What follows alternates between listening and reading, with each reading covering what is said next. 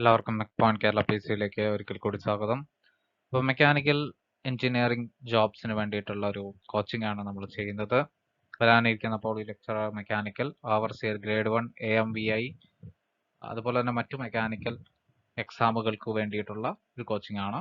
അപ്പോൾ ഇന്ന് നമ്മൾ നോക്കാൻ പോകുന്ന topic refrigeration and air conditioning. മെക്കാനിക്കലിലെ ഏറ്റവും ഇമ്പോർട്ടൻ്റ് ആയിട്ടുള്ള ഒരു ടോപ്പിക്കാണ് റെഫ്രിജറേഷൻ ആൻഡ് എയർ കണ്ടീഷനിങ്. അപ്പോൾ ഫസ്റ്റ് ക്വസ്റ്റ്യനിലേക്ക് പോവാം. The efficiency of the Carnot engine is given as 80%. If the cycle direction be reversed, what will be the value of coefficient of performance of the reversed Carnot cycle? അപ്പോൾ അതിൻ്റെ options നമുക്ക് തന്നിട്ടുണ്ട്. 1.25, 0.8, 0.5 and 0.25. Okay, അപ്പോൾ COP of the reversed Carnot cycle എന്ന് പറഞ്ഞു കഴിഞ്ഞാൽ reversed Carnot cycle നമ്മൾ applicable ആയിട്ട് യൂസ് ചെയ്യുന്നത് റെഫ്രിജറേറ്റിംഗ് എഞ്ചിന്റെ കേസിലാണ്. അപ്പോൾ COP ഓഫ് എ റെഫ്രിജറേറ്റർ എന്ന് പറഞ്ഞു കഴിഞ്ഞാൽ 1 + COP of a refrigerator which is equivalent to 1 / efficiency of the Carnot engine ആണ്. From that equation we can find out the value of the efficiency of the refrigerator. So I think the answer we get by after calculation is option D, 0.25. അപ്പോൾ എങ്ങനെയാണെന്ന് നോക്കാം. ഇപ്പോൾ COP of heat pump എന്ന് പറഞ്ഞു കഴിഞ്ഞാൽ 1 / efficiency of heat engine ആണ്. അപ്പോൾ 1 / 0.8 നമ്മൾ ചെയ്ത് കഴിഞ്ഞാൽ കിട്ടുന്നത് 1.25 ആയിരിക്കും. COP ഓഫ് ഹീറ്റ് പമ്പ് എന്ന് പറഞ്ഞാൽ 1 + COP ഓഫ് റെഫ്രിജറേറ്റർ ആണ്. 1 മൈനസ് ചെയ്ത് കഴിഞ്ഞാൽ COP of refrigerator is equal to 0.25 എന്നായിരിക്കും ആൻസർ വരിക. രണ്ടാമത്തെ question, the most suitable refrigerant for a commercial ice plant is. Options brine, option b NH3, option c freon, option d air. നമ്മൾ commonly ice പ്ലാന്റുകളിൽ use ചെയ്യുന്നത് മാസീവായിട്ടുള്ള production ആണ്, ammonia ആണ് maximum ഏറ്റവും കൂടുതൽ യൂസ് ചെയ്യുന്നത്. അമോണിയയുടെ ഒരു അഡ്വാൻറ്റേജ് എന്താണെന്ന് വെച്ച് കഴിഞ്ഞാൽ ഇത് having the a very high value of refrigerating effect. It can produce a very high value of refrigerating effect, and the COP while using this refrigerant will be higher compared to other refrigerants. The disadvantage is it is highly toxic. Even though it is toxic, in commercial application we majorly depended on this type of refrigerants like ammonia. So the answer is option B, ammonia. Third question. അതുപോലെ തന്നെ ഒരു കാര്യം കൂടി പറഞ്ഞിട്ടുണ്ട്, eco friendly refrigerant nowadays നമ്മൾ use ചെയ്യുന്നത് R134A ആണ്. അത് ഓപ്ഷനിൽ ഇല്ല, പക്ഷെ ഈ ഒരു ഓപ്ഷൻ പ്രകാരം സ്യൂട്ടബിൾ ആയിട്ടുള്ള ആൻസർ അമോണിയ ആണ്. ഇപ്പോൾ R134A എന്ന് പറയുന്ന റെഫ്രിജറന്റിന്റെ കേസ് നമ്മൾ പറയുകയാണെങ്കിൽ which does not contain the chlorine atom. Chlorine atom ഇല്ലാത്ത ഒരു റെഫ്രിജറന്റ് ആണ് R134A എന്ന് പറയുന്നത്. മൂന്നാമത്തെ ക്വസ്റ്റിലേക്ക് പോവാം. The fittings in ammonia absorption refrigeration systems are made of. 4 options ഉണ്ട്. Cast steel or forging, copper, brass, aluminum. നമുക്കറിയാം അമോണിയ അറ്റാക്ക് ചെയ്യുന്ന ഒരു മെറ്റലാണ് കോപ്പർ എന്ന് പറയുന്നത്. അപ്പോൾ കോപ്പർ ഇപ്പോൾ ഒരിക്കലും vapour absorption, ammonia absorption refrigeration സിസ്റ്റത്തിൽ യൂസ് ചെയ്യാനായിട്ട് പറ്റില്ല. പകരം കാസ്റ്റ് സ്റ്റീൽസ് അല്ലെങ്കിൽ ഫോർജിങ്സ് ആണ്. ഓപ്ഷൻ എ ആണ് നമ്മൾ കൂടുതലായിട്ടും യൂസ് ചെയ്യുന്നത്.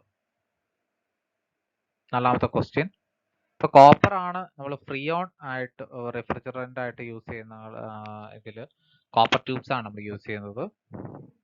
കാസ്റ്റ് സ്റ്റീൽ അമോണിയയുടെ കേസിലാണ് യൂസ് ചെയ്യുന്നത്. നാലാമത്തെ question, lithium bromide in vapour absorption refrigeration system used as. നമുക്കറിയാം lithium bromide water absorption refrigeration system ഒക്കെ നമ്മൾ കേട്ടിട്ടുണ്ട്. അപ്പോൾ അതെന്താണ്? റെഫ്രിജറന്റ് ആണോ, കൂളിംഗ് സബ്സ്റ്റൻസ് ആണോ, ഓക്സിലറി റെഫ്രിജറന്റ് ആണോ, അബ്സോർബന്റ് ആണോ എന്നുള്ളതാണ്. ഇത് കറക്റ്റ് ആയിട്ടുള്ള ആൻസർ നമുക്ക് പറയാം. അമോണിയ വാട്ടറിൽ വാട്ടർ ആണ് റെഫ്രിജറന്റ്. അമോണിയ എന്ന് പറയുന്നത് അബ്സോർബന്റ് ആണ്. അബ്സോർബന്റ് ആയിട്ടാണ് ആക്ട് ചെയ്യുന്നത്. അഞ്ചാമത്തെ question. The condenser and evaporator tubes in a freon refrigeration plants are made of steel, copper, brass, aluminum. ഈ ഫ്രിയോൺ അറ്റാക്ക് ചെയ്യുന്ന ഒരു മെറ്റലാണ് അലൂമിനിയം. ഈസിലി അറ്റാക്ക് ചെയ്യും. അപ്പം അലൂമിനിയം നമുക്ക് ഒരിക്കലും യൂസ് ചെയ്യാനായിട്ട് പറ്റില്ല. പകരം നമ്മൾ യൂസ് ചെയ്യുന്നത് കോപ്പർ ആണ്. ഓപ്ഷൻ ബി ആണ് ഇതിന്റെ റൈറ്റ് ആയിട്ടുള്ള ആൻസർ. ആറാമത്തെ question. The vertical lines on pressure enthalpy chart shows constant. Pressure enthalpy ചാർട്ടിൽ നമുക്ക് വെർട്ടിക്കൽ ലൈൻസ് വരച്ചു കഴിഞ്ഞാൽ പ്രഷർ ലൈൻസ് ആണോ, ടെമ്പറേച്ചർ ലൈൻസ് ആണോ, ടോട്ടൽ ഹീറ്റ് ലൈൻസ് ആണോ, എൻട്രോപ്പി ലൈൻസ് ആണോ എന്നുള്ളതാണ് ക്വസ്റ്റ്യൻ. ഇപ്പോൾ വെർട്ടിക്കൽ ലൈൻസ് എന്ന് പറയുമ്പോൾ തന്നെ അറിയാം എൻതാൽപി കോൺസ്റ്റന്റ് ആണ്. പക്ഷെ ഓപ്ഷനിൽ എൻതാൽപി കോൺസ്റ്റന്റ് എന്ന് പറയുന്ന ഒരു ആൻസർ ഇല്ല. എൻതാൽപി എന്ന് പറഞ്ഞാൽ ആക്ച്വലി എന്താണ്? എച്ച് ആണ് നമ്മൾ എൻതാൽപി ഡിനോട്ട് ചെയ്യുന്ന ലെറ്റർ എന്ന് പറയുന്നത്. എച്ച് ആണ് എൻതാൽപിനെ ഡിനോട്ട് ചെയ്യുക. എച്ച് ഇസ് ഈക്വൽ ടു നമുക്കറിയാം H is equal to U plus P V ആണ്. പി വി ആണ്. H is equal to U plus P V ആണ്. That is total heat lines ആണ്. ഓക്കെ, ഓപ്ഷൻ സി ആണ് correct ആയിട്ടുള്ള answer. ഏഴാമത്തെ question.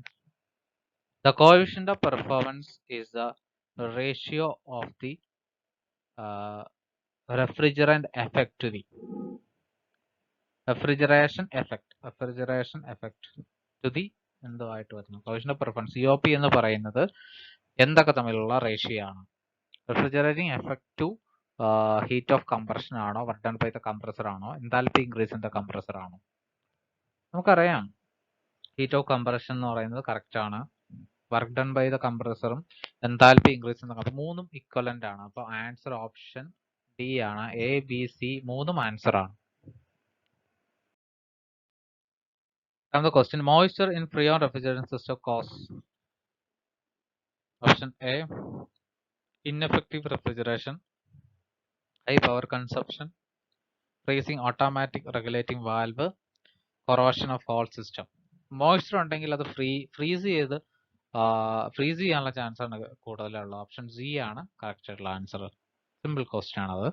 അതാമത്തെ question. During sensible cooling process, specific humidity remains constant, specific humidity increases, specific humidity decreases, unpredictable. അറിയാം sensible cooling എന്ന് പറയുമ്പോൾ അതിനകത്ത് specific humidity remains constant ആണ്. Heat ചെയ്യുമ്പോഴും കൂൾ ചെയ്യുമ്പോഴും സ്പെസിഫിക് ഹ്യൂമിഡിറ്റി എന്ന് പറയുന്നത് കോൺസ്റ്റന്റ് ആയിരിക്കും. Okay, psychometric chart. Wet bulb temperature lines ആണ്. വെറ്റ് ബൾബ് ടെമ്പറേച്ചർ ലൈൻസ് എങ്ങനെയായിരിക്കും ഉണ്ടാവുക? Horizontal, vertical, straight, inclined, sloping downward to the right, curved. The answer C ആണ്. Straight, inclined, sloping downward to the right ആണ്. Option C ആണ്. നമുക്കൊരു psychometric ചാർട്ടിലേക്ക് പോവാം. അപ്പൊ ഇതാണ് സൈക്കോമെട്രിക് ചാർട്ട്. ഇതിന്റെ എക്സ് ആക്സിസിൽ ഡ്രൈ ബൾബ് ടെമ്പറേച്ചർ ആയിരിക്കും ഉണ്ടാവുക. വൈ ആക്സിസിൽ നിങ്ങൾക്ക് സ്പെസിഫിക് ഹ്യൂമിഡിറ്റി ആണ് ഉണ്ടാവുക. ഇതിനകത്ത് നമ്മൾ ഇപ്പം എന്താ പറയുക, ഒരു സെൻസിബിൾ കൂളിങ്ങിന്റെ കാര്യം പറഞ്ഞു. സെൻസിബിൾ കൂളിംഗ് എന്ന് പറഞ്ഞാൽ ഈ ഒരു പ്രോസസ് ആണ് സെൻസിബിൾ കൂളിംഗ്. അപ്പൊ ഇവിടെ സ്പെസിഫിക് ഹ്യൂമിഡിറ്റി എന്ന് പറയുന്നത് റിമെയിൻസ് കോൺസ്റ്റന്റ് ആയിരിക്കും. ഡ്രൈ ബൾബ് ടെമ്പറേച്ചർ ഡിക്രീസ് ചെയ്യും. ഓക്കെ, ഇനി വെറ്റ് ബൾബ് ടെമ്പറേച്ചർ ലൈൻസ് ആണ് നിങ്ങൾ കാണുന്ന യെല്ലോ ലൈൻസ്. അത് ഇൻക്ലൈൻഡ് ആണ്. ഇൻക്ലൈൻഡ് സ്ട്രൈറ്റ് ലൈൻസ് ആണ്. Okay, inclined straight line to the right side എന്നാണ്. ഓക്കെ, അപ്പൊ ഇതാണ് നമുക്ക് തൊട്ട് മുമ്പേ ഉണ്ടായ രണ്ട് ക്വസ്റ്റ്യന്റെ ആൻസർ ആയിട്ട് വരുന്നത്. ഡ്രൈ ബൾബ് ടെമ്പറേച്ചർ ലൈൻസ് ഹ്യൂമിഡിഫിക്കേഷന്റെ കേസിൽ, ഇപ്പോൾ ഹ്യൂമിഡിഫിക്കേഷൻ ആണെങ്കിൽ ഡ്രൈ ബൾബ് ടെമ്പറേച്ചർ എന്ന് പറയുന്നത് കോൺസ്റ്റന്റ് ആയിരിക്കും. DPT എന്ന് പറയുന്നത് കോൺസ്റ്റന്റ് ആയിരിക്കും. ഇത് നമുക്ക് ഹ്യൂമിഡിഫിക്കേഷൻ പ്രോസസ് ആണ്. താഴത്തോട്ട് വരികയാണെങ്കിൽ ഡീഹ്യൂമിഡിഫിക്കേഷൻ പ്രോസസ് ആണ്. If air is heated without changing its moisture content, the dew point എന്ത് സംഭവിക്കും?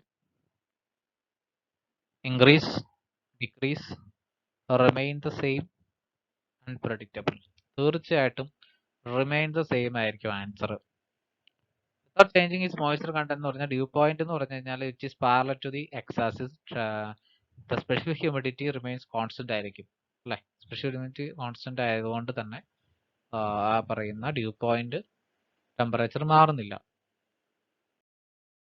Air is normally dehumidified by injector water, passing steam, heating, cooling. Dehumidify ചെയ്യുന്ന ഒരു മേജർ ആയിട്ടുള്ള നമ്മളെല്ലാവരും വിചാരിക്കും ഹീറ്റ് ചെയ്തിട്ടാണ് ഡീഹ്യൂമിഡിഫിക്കേഷൻ നടത്തുന്നത്. അല്ല, ആക്ച്വലി അങ്ങനെയല്ല, കൂളിംഗ് ആണ്. Cooling at a temperature known as dew point temperature. Okay, dew point ടെമ്പറേച്ചറിലാണ് നമ്മൾ അതിനെ കൂൾ ചെയ്യുന്നത്. കൂൾ ചെയ്യുമ്പോൾ അവിടെ കണ്ടൻസേഷൻ നടക്കുകയും വാട്ടറിനെ നമുക്ക് കണ്ടൻസ് ചെയ്ത് റിമൂവ് ചെയ്യാനായിട്ടും പറ്റുന്നതാണ്. 13ാമത്തെ question. In an aircraft air refrigeration cycle is used because of high heat transfer rate, lower temperature at altitude, higher GOP, low weight per ton of refrigeration. നമുക്കറിയാം aircraft refrigeration Bell Coleman cycle വെച്ചിട്ടുള്ള Bell Coleman cycle എന്ന് പറഞ്ഞാൽ reversed Brayton cycle ആണ്. നമ്മളത് use ചെയ്യുന്നതിന് കാരണം low weight per ton of refrigeration ആണ്. Air use ചെയ്ത് കഴിഞ്ഞാൽ നമുക്ക് വെയിറ്റ് വളരെയധികം റെഡ്യൂസ് ചെയ്യാനായിട്ട് പറ്റുന്നുണ്ട്. 14ാമത്തെ question. If a mass of air in an airtight vessel is heated to a higher temperature, then specific humidity of the air increases, specific humidity of the air decreases. Specific humidity ഇപ്പൊ നമുക്കറിയാം ഇത് എന്താ പറയാ, sensible heating ആണ്. Sensible ഹീറ്റിംഗിന്റെ ടൈമിൽ specific humidity remain same ആയിരിക്കും. ആ രണ്ടും നമ്മുടെ ആൻസർ അല്ല. ഡിക്രീസ് ചെയ്യുക, സ്പെസിഫിക് ഹ്യൂമിഡിറ്റി ഇൻക്രീസ് ചെയ്യുന്നു ഡിക്രീസ് ചെയ്യുന്നു എന്ന് പറയുന്നത് രണ്ടും റോങ് ആണ്. സ്പെസിഫിക് ഹ്യൂമിഡിറ്റി റിമെയിൻസ് കോൺസ്റ്റന്റ് ആണ്. Relative humidity of the air increases. നമുക്കറിയാം എപ്പോഴും സെൻസിബിൾ ഹീറ്റിംഗിന്റെ ടൈമിൽ റിലേറ്റീവ് ഹ്യൂമിഡിറ്റി ഡിക്രീസ് ചെയ്യുകയാണ് ചെയ്യുന്നത്. അപ്പോൾ അതുകൊണ്ട് ഓപ്ഷൻ സി അല്ല answer. Relative humidity of air decreases എന്നുള്ള ഓപ്ഷൻ ഡി ആണ് നമുക്ക് കറക്റ്റ് ആയിട്ടുള്ള ആൻസർ വരിക. ഇവിടെ നിങ്ങൾ ചാർട്ട് നോക്കുകയാണെങ്കിൽ സെൻസിബിൾ ഹീറ്റിംഗ് ഇത് നമുക്ക് ഈ കർവ്ഡ് ലൈൻസ് ആണ് നമ്മളുടെ റിലേറ്റീവ് ഹ്യൂമിഡിറ്റി ലൈൻസ് എന്ന് പറയുന്നത്. 100% ആണ്, ഇത് 80%, ഇത് 70%, അങ്ങനെ പോകും. നമ്മളിവിടെ നിങ്ങളോട് ഹീറ്റ് ചെയ്യുമ്പോൾ തീർച്ചയായിട്ടും relative humidity lines relative humidity value കുറഞ്ഞു വരികയാണ് ചെയ്യുന്നത്. Dehumidification is the process of removing moisture from air with dry bulb temperature. Remains constant ആണ്, ഞാൻ ഓൾറെഡി പറഞ്ഞിട്ടുണ്ട്. Increasing decreasing remains the same. Option C remains the same ആണ്. Option C ആണ് നമ്മുടെ right ആയിട്ടുള്ള answer. 16th question. Which of the following refrigerating plant requires no electricity? Vapor absorption refrigeration, vapor compression, air refrigeration, vortex tube. നമുക്കറിയാം vapour absorption refrigeration സിസ്റ്റത്തിന് electricity ഇല്ലാണ്ട് work ചെയ്യാൻ പറ്റും, law grade energy വെച്ചിട്ട് work ചെയ്യാൻ പറ്റും അല്ലേ. ഓപ്ഷൻ എ ആണ് നമ്മൾ പഠിച്ചിട്ടുണ്ട്. ഓപ്ഷൻ എ ആണ് റൈറ്റ് ആയിട്ടുള്ള answer. Vapour absorption refrigeration system uses as input energy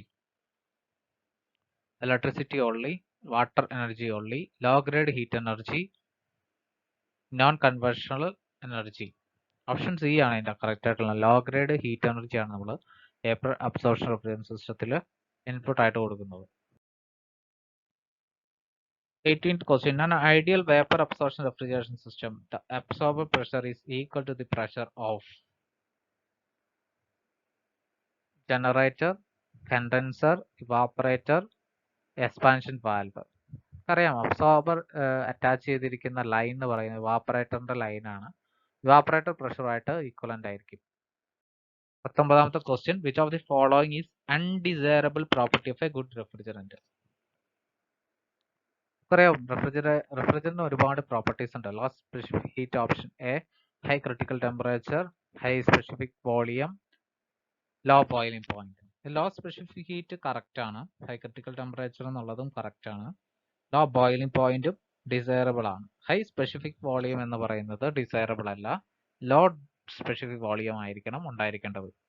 പിന്നെ വേറെ മേജർ ആയിട്ടുള്ള കുറച്ച് പ്രോപ്പർട്ടീസ് ആണ്. ലോ സ്പെസിഫിക് ഹീറ്റ് ആയിരിക്കണം, ഹൈ ലാറ്റന്റ് ഹീറ്റ് ആയിരിക്കണം, high critical pressure and temperature, high thermal conductivity, non corrosive, non flammable, അങ്ങനെ ഒരുപാട് പ്രോപ്പർട്ടീസ് ഉണ്ട്.